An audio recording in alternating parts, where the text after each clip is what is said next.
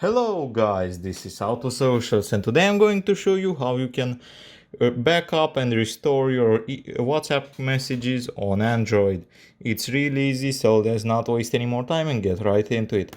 So, in order to get back your conversations, you need to have a previous backup that you've made on a certain Gmail address. In order to recover those conversations, what I recommend that you do is just uninstall WhatsApp, get it back from your app store and go through the installation process where it will ask you your phone number, and after you confirmed it, it will automatically send you to this screen which I'm at right now.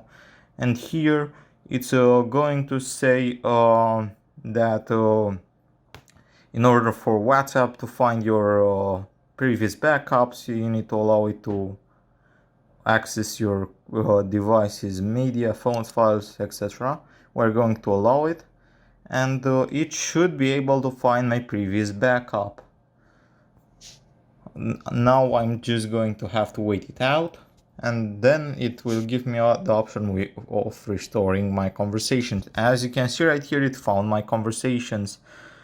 So I'm going to just select restore, and now it's getting my conversations back up.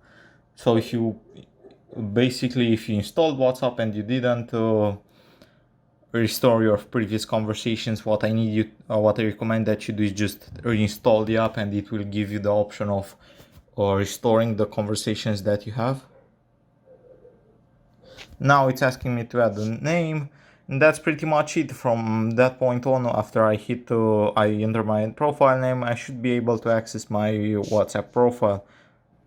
And that's pretty much it. And in order to make sure that you have your conversations backed up, what you need to do is just hit the chat button, which should take you to a screen just like this. And here you should see at the bottom chat backup. We are going to select that, and as you can see right here, you have the option of automatic backups whenever you want, or just manual backing up by hitting the backup button on the green background.